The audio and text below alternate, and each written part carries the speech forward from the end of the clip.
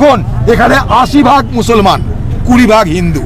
যদি এখানকার মুসলমানরা দাঙ্গাবাজ হতো, এখানকার হিন্দু মুসলমানের মধ্যে যদি সাম্প্রদায়িক ভালোবাসা না থাকতো, তাহলে ৮০ ভাগ মুসলমান আর ২০ ভাগ হিন্দুর লড়াইয়ে কি হিন্দু এখানে টিকে থাকতে পারত? গন্ডগোলের দিন এই শামসেরগঞ্জে সবাইকে পাওয়া গেছে, শুধু পুলিশকে পাওয়া যায়নি। আমি বিশ্বাস করি না শামসেরগঞ্জবাসী, আমি বিশ্বাস করি না মুর্শিদাবাদের মানুষ সাম্প্রদায়িক হয়ে গেছে, আমি বিশ্বাস করতে পারবো না। হিন্দু তেমন মুসলমান উভয়েই অবাক হচ্ছে যে জন্ম থেকে এই ধুলিয়ান, এই শামসেরগঞ্জ এলাকায় যে ভ্রাতৃত্ব, যে মৈত্রী, যে সম্প্রীতির বাতাবরণে আমরা হিন্দু মুসলমান বড় হয়েছি, আজ তাদের মধ্যে এই বিরোধ কে তৈরি করলো? ক্ষতিগ্রস্ত হিন্দুরা, ক্ষতিগ্রস্ত মুসলমানরা।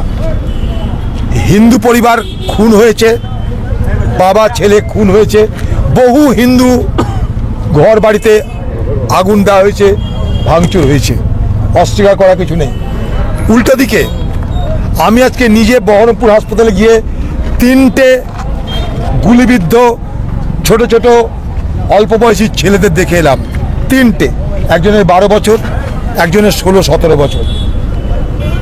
এই শামসেরগঞ্জে এসে আরও আমি ২-৩টে মুসলিম পরিবারে গেছিলাম, সেখানেও এই রকম আহত আক্রান্ত যুবকদের দেখে এলাম। অর্থাৎ ক্ষতিগ্রস্ত হিন্দু হয়েছে, ক্ষতিগ্রস্ত মুসলিম হয়েছে। হিন্দু পরিবারে খুন হয়েছে, মুসলিম পরিবারে গুলিবিদ্ধ হয়ে খুন হয়েছে। এখনই যাব, চলুন আমাদের সঙ্গে ঔরঙ্গাবাদের সুতিতে, সেখানে দেখবেন গুলিবিদ্ধ হয়ে মারা গেছে। দেখুন, হিন্দু পরিবারে যে মারা গেছে সে একটা রাজমিস্ত্রি, তার বাবার সামান্য জমি আছে। মুসলিম পরিবারে যে মারা গেছে সে পরিযায়ী শ্রমিক, বাইরে কাজ করে। যেগুলো আহত আছে তাদের বাড়ির লোকরা বিড়ি বেঁধে খায়। যে ধুলিয়ান শহরে বিড়ি মজুরির জন্য আমরা আন্দোলন করি, বিড়ি মজুরি বাড়ানোর জন্য আমরা বারবার দাবি করি, সেই ধুলিয়ান শহরের অভাব, অভিযোগ, এখানকার দারিদ্রতা নিয়ে কারো মাথা ব্যথা কেন হলো না?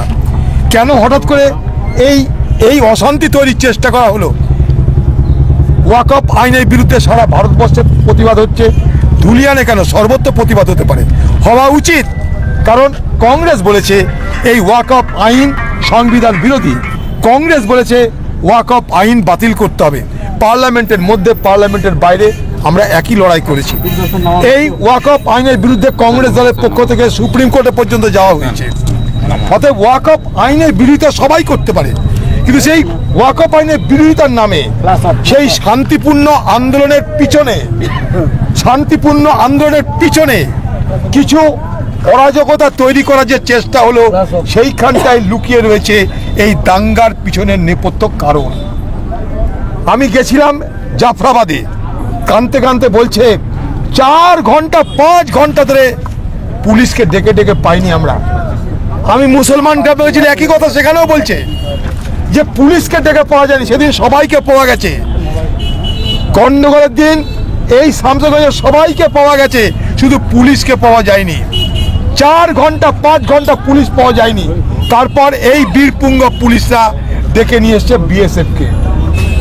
এখানে অনেকে অভিযোগ করেছে আমার কাছে যে বিএসএফ এর ড্রেস পরে, আমাদের সন্দেহ বিএসএফ এর ড্রেস পরা অবস্থাতেও মনে হয়েছে কেউ না কেউ গুলি চালাচ্ছে, তারা প্রকৃত বিএসএফ নয়। মানুষের সন্দেহ। সব ঘটনা তদন্ত, সিসিটিভি ক্যামেরা আছে এই ধুলিয়ান শহরের সর্বত্র।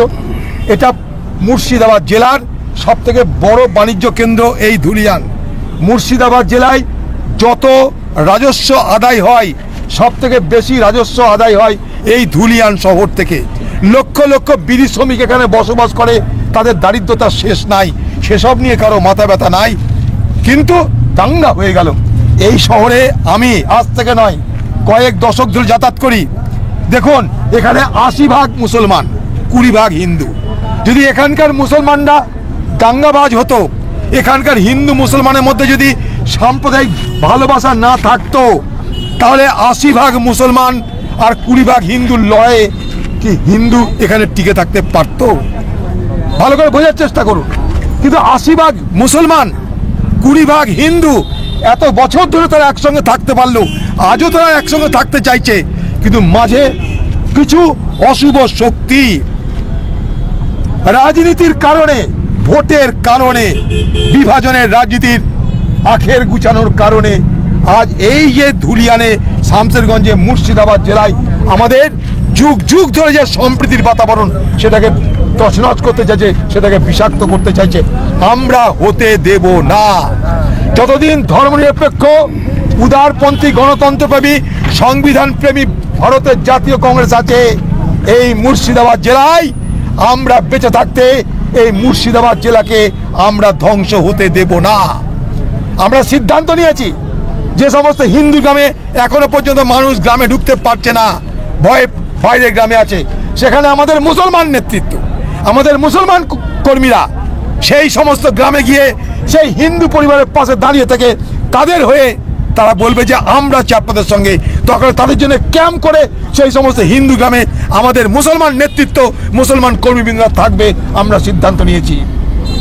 সেখানকার মানুষ বলছে যে আমাদের ভয় লাগছে, আগামী দিনে আমাদের কিছু হবে না। তো এই যে বিশ্বাস, সেই বিশ্বাসের চির খেয়ে গেছে। সব কিছুকে সামলানো যায়, বিশ্বাসের চির খেয়ে গেলে সেখানে প্রেম, ভালোবাসা, সৌহার্দ্য ছাড়া সেটাকে মেরামত করা যাবে না।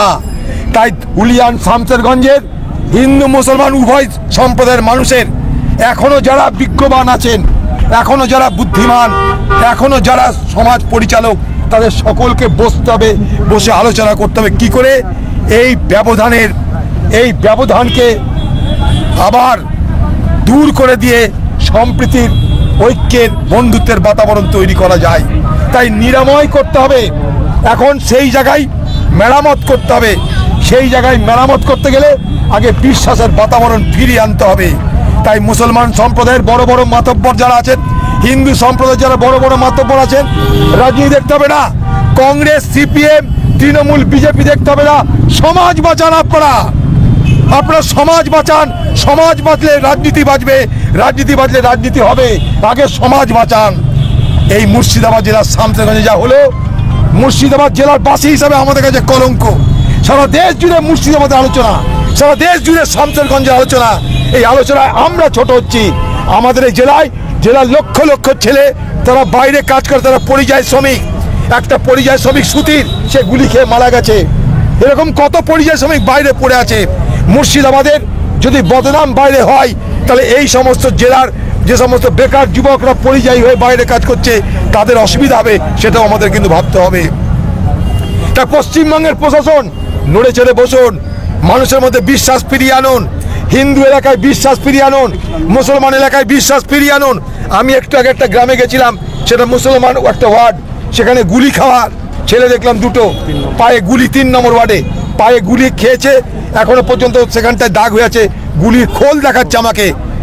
বললাম তোমাদের চিকিৎসা নেই? বলছে হাসপাতালে যেতে ভয় লাগছে। তারা কিন্তু মুসলমান, তারা বলছে আমাদের হাসপাতালে যেতে ভয় লাগছে। আমরা কিছু করিনি, কোথা থেকে গুলি এলো তাও জানি না। আমাদের ছেলের পাপ ভেদ করে গুলি চলে গেছে। আজকে সকালে আমি হাসপাতালে গেছিলাম, 11-12 বছরের ছেলে, পেটে গুলি লেগেছে, ডান দিকের কিডনি বাদ হয়ে গেছে। অতএব ক্ষতিগ্রস্ত সবাই, ক্ষতিগ্রস্ত হিন্দু, ক্ষতিগ্রস্ত মুসলমান, ক্ষতিগ্রস্ত মানুষ। আমরা মানুষের মধ্যে মানুষ না দেখে যদি ধর্মের রঙে ভাগ করতে যাই তাহলে বিপদ।